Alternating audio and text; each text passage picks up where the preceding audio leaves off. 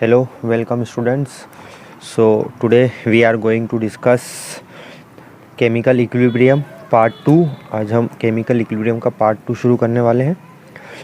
तो आज हम देखते हैं law of chemical equilibrium and equilibrium constant. इन दोनों को अब हम देखते हैं। तो यहाँ से आप देखो A प्लस बी ये केमिकल रिएक्शन है, A प्लस बी इससे मिलके बनता है C+D, ये एक रिवर्सिबल रिएक्शन है। तो इसके लिए हम इक्विलिब्रियम कांस्टेंट लिखते हैं Kc, इसको हम इक्विलिब्रियम कांस्टेंट बोलते हैं। तो ये प्रोडक्ट है C और D, इन प्रोडक्ट को हम ऊपर की तरफ रखते हैं ऐसे एक स्क्वायर ब्रैकेट में, इस तरह से इस ब्रैकेट में रखेंगे। फिर इसको डिवाइडेड बाय ये रिएक्टेंट है, रिएक्टेंट को नीचे की तरफ रखेंगे, दोनों रिएक्टेंट को इस तरह से ब्रैकेट में इसको प्लेट बंद करेंगे हम, ठीक है। ये Kc जो है हमारा इक्विलिब्रियम कांस्टेंट है। और ये जो इस तरफ वाला हिस्सा है जो राइट हैंड साइड वाला, इसको हम बोलते हैं इक्विलिब्रियम कांस्टेंट एक्सप्रेशन। ये आप देख सकते हैं, इस वाले हिस्से को हम बोलते हैं इक्विलिब्रियम कांस्टेंट एक्सप्रेशन, ठीक है।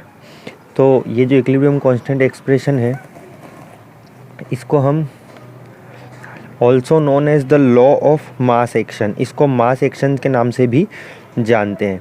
Because in the early days of chemistry concentration was called active mass, क्योंकि जब केमिस्ट्री के पुराने टाइम में जो कंसनट्रेशन होता था इसको हम एक्टिव मास बोलते थे, ठीक है।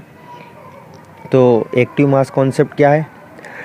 ये वो होता है mass which actively participate in any physical और केमिकल चेंज, जो कि एक्टिव तरीके से किसी भी फिज़िकल और केमिकल चेंज में पार्टिसिपेट करता है, उसको हम एक्टिव मास बोलते हैं। वो मास जो कि केमिकल रिएक्शन में पार्टिसिपेट कर रहा है। ये देखिए ब्रैकेट लगाया है मैंने A, और इसको बोलते हैं एक्टिव मास ऑफ A। इस तरह से A को हम ब्रैकेट में बंद करेंगे तो एक्टिव मास ऑफ A कहलाएगा। ये जो ब्रैकेट है इसका मतलब है कंसंट्रेशन, इस ब्रैकेट का मतलब क्या है? कंसंट्रेशन। और कंसंट्रेशन जो है ये जनरली हम मोलरिटी को देखते हैं, मोल पर लीटर में इसको देखा जाता है, ठीक है। तो अब एक ये रिएक्शन आप देखो देखो हाइड्रोजन आयोडीन, ये दोनों की रिएक्शन होकर 2HI यहाँ पर एक हाइड्रोजन आयोडाइड बन रहा है। ये 1 मोल है, आयोडीन भी 1 मोल है, और HI जो है ये 2 मोल है। तो अब इसके लिए हम Kc की वैल्यू लिखते हैं। मैंने आपको बताया था प्रोडक्ट को हम ऊपर की तरफ रखते हैं, ठीक है, न्यूमरेटर। और ये जो 2 है इसको हम पावर में लिखेंगे, डिवाइडेड बाय, फिर हाइड्रोजन को लिखेंगे, ठीक है, फिर आयोडीन को लिखेंगे। इस तरह से ही हम इसको Kc को लिखते हैं। तो Kc is expressed in concentration of mole पर लीटर। मैंने आपको बताया था Kc को हम काय में एक्सप्रेस करते हैं? मोल पर लीटर में इसको एक्सप्रेस किया जाता है। मतलब ये मोलरिटी को, मोलरिटीज़ की यूनिट मान सकते हो आप, ठीक है अभी फ़िलहाल के लिए। तो ये यहाँ पर मैंने लिख रखा है इक्विलिब्रियम कांस्टेंट का जो लॉ है वो आप इसको देख लेना, इसको वीडियो को पॉज करके इसको लिख लेना। बाकी मैंने आपको समझा ही दिया है, ओके। आगे देखते हैं एक जनरल रिएक्शन है, हम इक्विलिब्रियम लॉ को किस तरह से लिखते हैं वो आप देख लीजिए। ये एक रिएक्शन है A, ये A इसका स्टाइक्योमेट्री है, B, फिर C और D। अभी हम इसके लिए Kc लिखेंगे। तो ये जो प्रोडक्ट है इसको हम ऊपर की तरफ लिखते हैं। तो ये प्रोडक्ट हमारा C है, और इसके आगे लिखा है C, मतलब इसको हम पावर में लिखेंगे, फिर D की पावर D। इसी तरीके से डिवाइड करेंगे, इनका रेशो लेंगे तो A और A की पावर A आएगा। उसी तरीके से फिर B को लिखेंगे और B की पावर B आगे लिखा है तो इसकी पावर B लिखेंगे। तो आप एक रियल एग्जाम्पल देखिए, इससे आपको अच्छे समझ में आ जाएगा। ये एक रिएक्शन है 4 अमोनिया + 5 ऑक्सीजन, इससे मिल रहा है 4 NO + 6 वाटर। तो ये 4 ये NO और वाटर, ये दोनों क्या है आपके प्रोडक्ट है। तो अब हम Kc लिखेंगे, प्रोडक्ट को हम ऊपर की तरफ लिखते हैं तो NO लिखेंगे, फिर इसको इस तरह से ब्रैकेट में क्लोज करेंगे, और इसके आगे जो 4 लिखा है इसको हम इसकी पावर से लगा देंगे, ठीक। फिर इसको हम लिखेंगे वाटर को, इस तरह से ब्रैकेट लगाएंगे, फिर वाटर लिखेंगे, और इसको ब्रैकेट में क्लोज करके ये जो आगे नंबर लिखा है इसको ऊपर की तरफ 6 लिखा जाएगा। फिर हम इसको डिवाइड करेंगे, और ये जो दोनों हैं अमोनिया और ऑक्सीजन, इसको हम इस तरह से नीचे लिखेंगे, अमोनिया लिखेंगे, अमोनिया के आगे 4 लिखा हुआ है, इसकी स्टाइक्योमेट्री 4 है, तो इसको हम 4 से डिवाइड कर देंगे। उस तरीके से ऑक्सीजन को भी लिखेंगे, ठीक। ये कुछ और एग्जाम्पल लिखे हुए हैं यहाँ पर, आप इनको देख सकते हैं। देखो हाइड्रोजन है, आयोडीन है और 2HI, ये जो दो है इसको हम पावर में लिखेंगे, ये प्रोडक्ट है हमारा, और इन दोनों रिएक्टेंट को हम नीचे की तरफ लिखेंगे। तो हमने देखो Kc को मान लिया, Kc इज इक्वल टू ये है, तो Kc को हमने मान लिया x, ठीक है। अब ये जो रिएक्शन है मैंने आपको बताया कि ये एक रिवर्सिबल रिएक्शन है, तो मान लो मैं इसको रिवर्स करके लिख देता हूँ। मैंने ये 2HI को रिएक्टेंट तरफ लिख देता हूँ और इन दोनों को मैं प्रोडक्ट तरफ लिख देता हूँ, हाइड्रोजन और आयोडीन को। मैंने रिएक्शन को रिवर्स किया, उल्टा किया। तो अब इसके लिए हम Kc को लिखेंगे, Kc डैश बोल देते हैं, है ना। ये तो था हमारा फॉरवर्ड डायरेक्शन के लिए, अब हम बैकवर्ड डायरेक्शन के लिए इसको Kc डैश बोल देते हैं। तो हाइड्रोजन और आयोडीन दोनों न्यूमरेटर की साइड आ जाएंगे ऊपर की तरफ, और ये जो HI है ये नीचे की तरफ आ जाएगा। तो देखो हमने रिएक्शन को जब रिवर्स किया तो Kc डैश जो होगा 1/x हो जाएगा। Kc डैश की वैल्यू क्या आ जाएगी, 1/x। तो x की जगह हम Kc लिख सकते हैं, तो 1/Kc हो जाएगा। तो K डैश और Kc मतलब रिवर्सिबल फॉरवर्ड और बैकवर्ड डायरेक्शन में क्या रिलेशनशिप होता है, ये दोनों एक दूसरे का रेसिप्रोकल आएंगे। K dash is equal to 1/Kc होता है, ठीक है। आगे देखते हैं, ये देखो equilibrium constant for the reverse reaction is the inverse of the equilibrium constant for the reaction in the forward direction, ठीक है। इनवर्स होता है रिवर्स रिएक्शन के लिए, जब आप उसका इक्विलिब्रियम कांस्टेंट लिखोगे तो वो क्या आता है, इनवर्स होगा, उसका इनवर्स आ जाएगा, ठीक है। एक फिर से अब इस रिएक्शन को देखो, हमने इस रिएक्शन को, ये जो रिएक्शन मैंने आपको बताई ये वाली, इसी रिएक्शन को बता रहा हूँ मैं, ये वाली। मान लो इस रिएक्शन को आपने 2 से डिवाइड कर दिया, ठीक है। देखो यहाँ पर इसको 2 से डिवाइड किया है मैंने, 1 को 1/2 लिख दिया है, इसको भी 1/2, यहाँ पे 2 था तो 2 से 2 कट जाएगा और 1 बच जाएगा। अब इसके लिए हम इसको लिख देते हैं K, यहाँ पर डबल डैश लगा दिया मैंने, ठीक है। तो इसके लिए हम इक्विलिब्रियम कांस्टेंट एक्सप्रेशन लिखेंगे इस तरह से, ये इसकी पावर 1/2 है तो यहाँ ऊपर 1/2 आ जाएगा। अब K डैश और x में इसको मान लेते हैं x की पावर 1/2, तो x इज इक्वल टू क्या आता है, Kc, यानी कि K डैश और Kc में जब आपने 2 से डिवाइड करा तो ये कितना आया, 1/2 आ गया। अगर 3 से डिवाइड करते तो 1/3 हो जाता, 4 से करते तो 1/4 हो जाता, इस तरह से। अब मान लो आपने इक्वेशन को मल्टीप्लाई कर दिया, multiply the equation by n। मान लो आपने इक्वेशन को मल्टीप्लाई कर दिया n से, n मतलब कोई भी एक नंबर है, तो Kc में Kc की पावर क्या आ जाएगी, n आ जाएगी, Kc की पावर क्या आ जाएगी, n आ जाएगी, इक्विलिब्रियम कांस्टेंट। तो relation between equilibrium constant for a general reaction and it's multiples, ये एक रिएक्शन है, ए बी मिलके CD बना रहे हैं, इसके लिए हम Kc लिखेंगे। मान लो आपने इस रिएक्शन को उल्टा कर दिया तो K dash is equal to 1/Kc होगा, और मान लो आपने इसको किसी नंबर से मल्टीप्लाई किया तो K double dash is equal to Kc की पावर n हो जाता है। ये रिलेशनशिप आपको याद रखना है, ओके। कुछ सवाल है, उनको देख लेते हैं जरा हम। देखिए, ये following concentration were obtained for the formation of ammonia. Ammonia के लिए एक फॉर्मेशन दे रखा है, अमोनिया को बन रही है नाइट्रोजन और हाइड्रोजन से अमोनिया बन रही है, एट इक्विलिब्रियम 500 केल्विन, टेम्परेचर इतना है।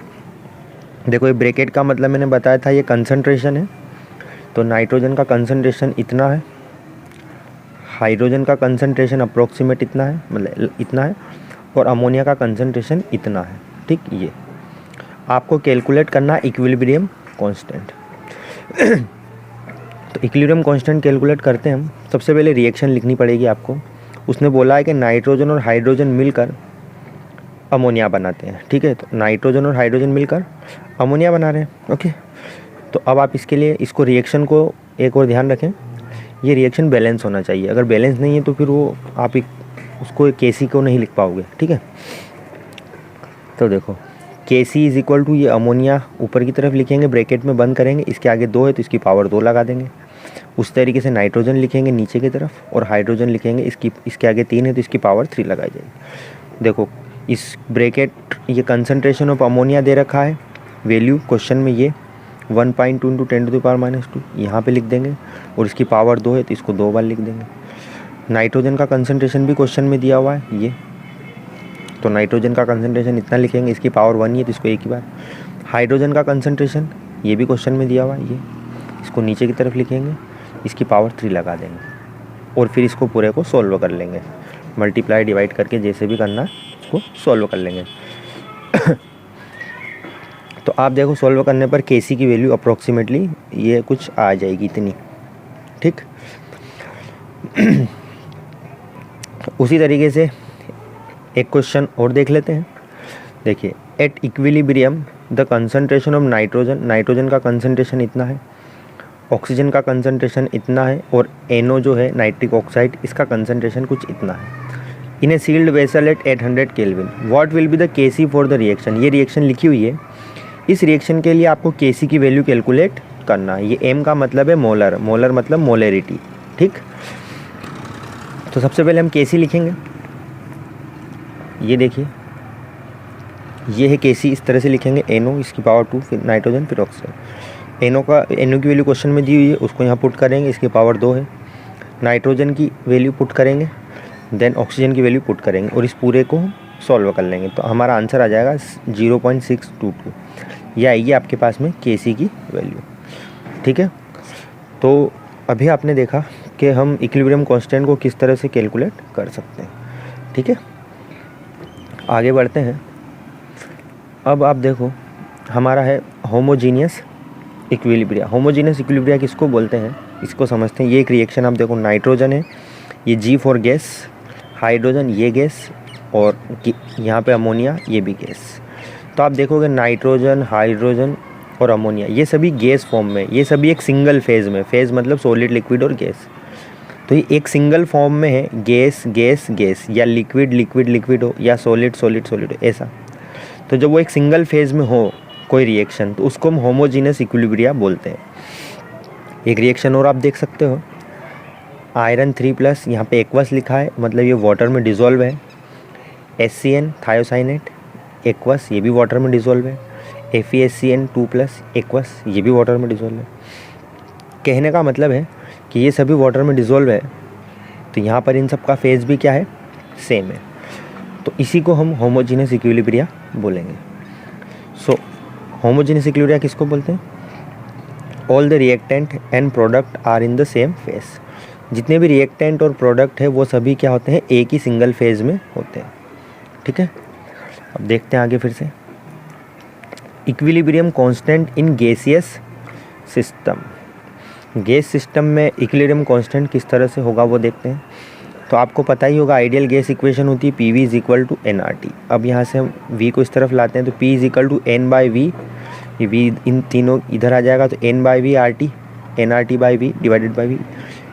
मोल पर लीटर ये वॉल्यूम होता है, n/V, n/V होता है C मतलब कंसंट्रेशन मतलब मोलरिटी। कंसंट्रेशन किस में होता है, मोल पर लीटर या मोल पर डेसीमीटर क्यूब। और R की वैल्यू कितनी होती है, 0.0831 बार लीटर पर मोल पर केल्विन। तो ये n/V बराबर C होता है, C बराबर क्या होता है, कंसंट्रेशन।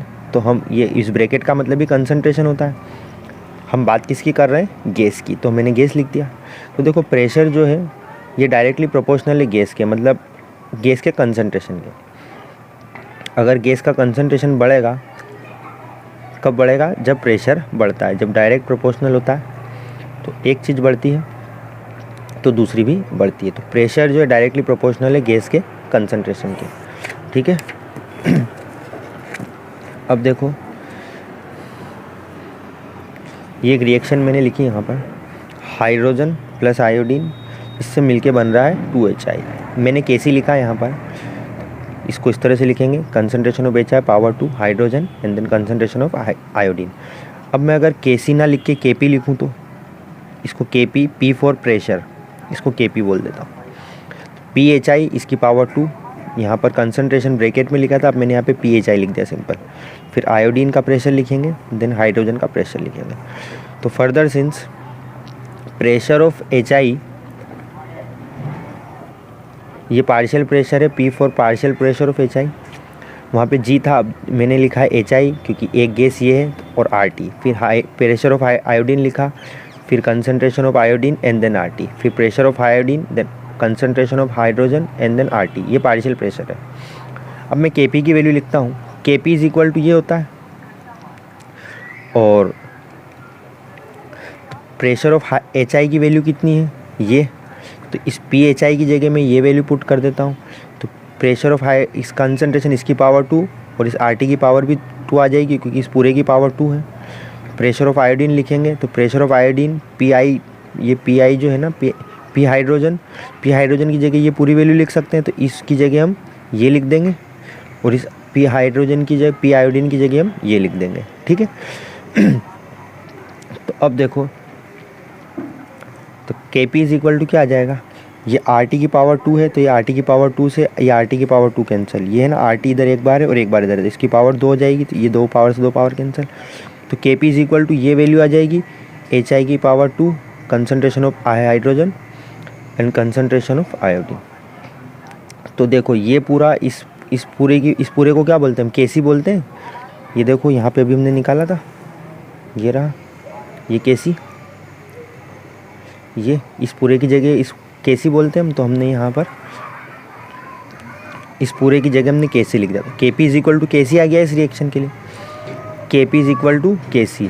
लेकिन Kp और Kc this is not always the case, Kp और Kc हमेशा बराबर नहीं होते हैं।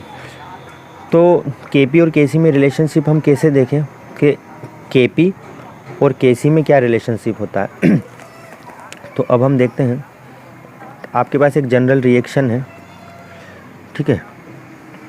Kp और Kc में रिलेशन पता करने के लिए ये है, अगर आपको Kp दे रखे तो आप Kc की वैल्यू फाइंड आउट कर सकते हो, या Kc दे रखे तो Kp बता सकते हो। तो Kp is equal to Kc RT delta N, ये N क्या है, मोल, N क्या है यहाँ पर, मोल। डेल्टा N किसको बोलते हैं हम, मोल of product minus mole of reactant, जितने भी प्रोडक्ट हैं उन सब का प्लस मोल और रिएक्टेंट का मोल। Np is equal two moles of gases product के मोल, और Nr क्या है, रिएक्टेंट, तो मोल्स ऑफ गैसेस रिएक्टेंट। ये फार्मूला बहुत इंपॉर्टेंट है, ये आपको याद रखना है, ठीक। नेक्स्ट है आपका एक क्वेश्चन है ये वाला प्रॉब्लम देखो 7.4 फॉर द इक्विलिब्रियम, ये इक्विलिब्रियम है। यहाँ पर एक ये रिएक्शन लिखी हुई है 2NOCl, इससे मिल रहा है 2NO प्लस क्लोरीन। तो value of equilibrium constant Kc, देखो यहाँ पे Kc की वैल्यू दे रखी है इतनी, टेम्परेचर 1069 केल्विन। तो Kc आपको दे रखा है, ये Kc की वैल्यू ये है, टेम्परेचर आपको दे रखा है। तो calculate the Kp for the reaction at this temperature, आपको Kp की वैल्यू बतानी है। तो Kp और Kc में क्या रिलेशनशिप होता है, Kp is equal to Kc RT delta N, ये रिलेशनशिप होता है। Kc हमारे पास इतना है 3.75 मल्टीप्लाई 10⁻⁻6, ये Kc की वैल्यू है। आपको डेल्टा N चाहिए, डेल्टा N किसको बोलते हैं, प्रोडक्ट माइनस रिएक्टेंट। प्रोडक्ट कितना है, देखो 2 इधर है, ये 2 और 1 इधर है, तो 2 और 1 3, तो इस Np की जगह हम लिखेंगे 2 + 1 3। और रिएक्टेंट कितना है, सिर्फ एक ही सिंगल रिएक्टेंट है, और इसकी स्टाइकोमेट्री 2 है, तो 2 मोल है। तो Nr इज इक्वल टू 2, तो 3 - 2 इज इक्वल टू 1, तो डेल्टा N की वैल्यू कितनी आ गई, 1। तो अब हम इस फार्मूले में वैल्यू पुट करेंगे, इस वाले फार्मूले में। Kc कितना आपके पास, ये Kc की वैल्यू ये पुट करेंगे हम। R की वैल्यू फिक्स होती है, ये आपको याद रखनी पड़ेगी, 0.0831। T कितना है, ये T, दिस इज T के क्वेश्चन में दे रखा 1069, और डेल्टा N की वैल्यू कितनी है, 1। तो इस पूरे की वैल्यू कितनी है, 1। जब इस पूरे को आप सोल्व करोगे तो Kp इज इक्वल टू आएगा आपके पास में 0.033, ठीक है। तो इस तरह से हम Kp और Kc में रिलेशनशिप फाइंड आउट कर सकते हैं, ओके। आगे देखते हैं हेटेरोजीनियस इक्विलिब्रियम, इक्विलिब्रियम इन system having more than one phase. देखो वहाँ पर एक सिंगल फेज था, यहाँ पर एक से ज़्यादा फेज होंगे, इसको हम बोलते हैं हेटेरोजीनियस इक्विलिब्रियम। जब एक से ज़्यादा फेज होंगे तो हम उसको हेटेरोजीनियस इक्विलिब्रियम बोलेंगे। एक रिएक्शन देखो आप, दिस इज़ कैल्शियम कार्बोनेट, ये सॉलिड है, इसको हमने हीट किया तो कैल्शियम ऑक्साइड बना, ये सॉलिड है, और कार्बन डाइऑक्साइड बना, ये गैस है। अब हम Kc की वैल्यू लिखते हैं, तो देखो यहाँ सॉलिड है, इधर सॉलिड है और फिर गैस है, ये तीनों एक जैसे नहीं है, सॉलिड सॉलिड और गैस आ गया। इसी को हम हेटेरोजीनस इक्विलिब्रिया बोलते हैं। तब एक से ज़्यादा फेज़ हो, एक सॉलिड फेज़ है, फिर सॉलिड फेज़ है और अब गैस फेज़ आ गया, तो एक से ज़्यादा फेज़ है, इसलिए ये हेटेरोजीनस इक्विलिब्रिया कहलाता है। इसके लिए हम कैसे लिखते हैं, तो कंसंट्रेशन ऑफ प्रोडक्ट, इस वाले को हम ऊपर रखेंगे ब्रैकेट लगा के, इस ब्रैकेट का मतलब है कंसंट्रेशन, फिर से याद दिला देता हूँ। फिर कार्बन डाइऑक्साइड को लिखेंगे ब्रैकेट में, इन दोनों के बीच में मल्टीप्लाई है, ठीक है। फिर ये जो कैल्शियम कार्बोनेट है इसको नीचे की तरफ लिखेंगे। अब देखो ये जो सॉलिड है, calcium carbonate and calcium oxide, ये दोनों कांस्टेंट है, क्योंकि जो सॉलिड होता है ना उसका कंसंट्रेशन जो है वो चेंज नहीं होता है, तो सॉलिड का कंसंट्रेशन तो चेंज नहीं होगा।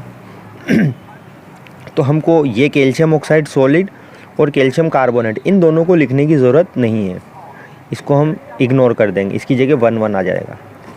तो इसको हटाया, इसको हटाया, ऊपर सिर्फ क्या बचा, कार्बन डाइऑक्साइड। तो अब Kc इज इक्वल टू क्या हो जाएगा, carbon dioxide, concentration of carbon dioxide. तो Kp इज इक्वल टू क्या हो जाएगा, प्रेशर ऑफ कार्बन डाइऑक्साइड, क्योंकि इन दोनों को तो हम लिखेंगे ही नहीं, सॉलिड का तो कोई प्रेशर नहीं है। एक रिएक्शन और आप एक देख सकते हो, ये देखो निकल सॉलिड, CO गैस, फिर ये गैस, तो सॉलिड गैस गैस हेटेरोजेनस, इस वाले को ऊपर की तरफ लिखेंगे और CO गैस और गैस को लिखेंगे हमको सॉलिड नहीं लिखेंगे, तो इस वाले हिस्से को रिएक्टेंट में हम नीचे की तरफ नहीं लिखेंगे। एक एग्जांपल और है, देखो सॉलिड, एक्वस, एक्वस और लिक्विड। हमने सॉलिड को लिखा था, उसी तरीके से हम लिक्विड को भी नहीं लिखेंगे। अगर सॉलिड और लिक्विड आ जाता है रिएक्शन में तो उसको भी लिखने की ज़रूरत नहीं है और सॉलिड को भी लिखने की, हम एक्वस होगा तो लिख देंगे या फिर गैस होगा तो लिख देंगे। तो इस वाले हिस्से को हम ऊपर की तरफ लिखेंगे, इसके आगे 2 है तो इसकी पावर 2 लगा देंगे ब्रैकेट में क्लोज करके, इसका मतलब है कंसंट्रेशन, इसकी पावर 2, AgNO3 का। देन HNO3 लिखेंगे, इसकी पावर 2 है तो इसको 2 लगा देंगे, ठीक है। इसको हम बोलते हैं हेटेरोजीनियस इक्विलिब्रिया। ठीक, नेक्स्ट ये लास्ट टॉपिक है, इसके बाद हम नेक्स्ट पार्ट 3 में कवर करेंगे। Unit of equilibrium constant. Equilibrium constant की यूनिट क्या होगी, तो देखो Kc इज इक्वल टू होता है मोल पर लीटर और इस डेल्टा N। अगर Kp लिखेंगे तो ATM डेल्टा N या बार डेल्टा N। प्रेशर को हम ATM में भी देख सकते हैं और बार में भी देख सकते हैं, जो भी हो। तो डेल्टा ये एक रिएक्शन है, हाइड्रोजन प्लस आयोडीन ये दोनों मिलके बना रहे हैं 2HI। यहाँ से हम डेल्टा N को कैलकुलेट करते हैं। देखो इधर 2 है तो प्रोडक्ट साइड में हम 2 लिख देंगे, product N, mole of product 2, reactant कितने, हाइड्रोजन और आयोडीन, एक इधर है और एक इधर है, टोटल हो गए 2, तो रिएक्टेंट भी तो 2 - 2 इज इक्वल टू 0। कैसे लिखते हैं, ये मोल पर लीटर है, डेल्टा N की वैल्यू कितनी आ रही है यहाँ पर 0, तो इस डेल्टा N की जगह 0 लिख देंगे, तो इसकी पावर 0 आ जाएगी। जब किसी की पावर 0 हो जाती है तो वो पूरी वैल्यू 1 हो जाती है, तो ये पूरा ओवरऑल 1 हो जाएगा। जब ध्यान रखना है रूल, जब किसी की पावर 0 होती है किसी की, उसकी जगह हम सिंपली क्या लिख देते हैं, 1 लिख देते हैं। Kp लिखेंगे तो ATM इसकी पावर डेल्टा N, ATM इसको 0 लिखेंगे, 0 पावर मतलब 1 हो जाएगा। तो यहाँ पर Kc और Kp दोनों क्या आ गए, इक्वल आ गए। तो Kc और Kp will have no unit. जब Kc और Kp इक्वल होंगे तो इन दोनों की कोई यूनिट नहीं होगी। कब नहीं होगी, ये यूनिटलेस होंगे, कब, जब mole of product equal to mole of reactant होंगे या डेल्टा N की वैल्यू जब 0 हो जाएगी। तो देखो नाइट्रोजन और हाइड्रोजन और अमोनिया ये एक रिएक्शन है, डेल्टा N की वैल्यू कितनी, प्रोडक्ट कितने यहाँ पे 2, तो NP की जगह हम 2 लिखेंगे। रिएक्टेंट कितना है, NR, 3 इधर है और 1 इधर है, 3 और 1 4, तो 2 - 4 इज इक्वल टू -2। तो Kc इज इक्वल टू क्या जाएगा, मोल पर लीटर, डेल्टा N की जगह हम क्या रखेंगे -2। तो Kp इज इक्वल टू क्या जाएगा, ATM और डेल्टा N कितना है -2, तो बार -2। तो this is the unit of equilibrium constant. Okay, तो this is our part 2 chemical equilibrium. Next हम पार्ट 3 में आगे की देखेंगे। ठीक है, आज के लिए इतना ही। सभी को बहुत बहुत शुक्रिया, धन्यवाद, थैंक यू वेरी मच।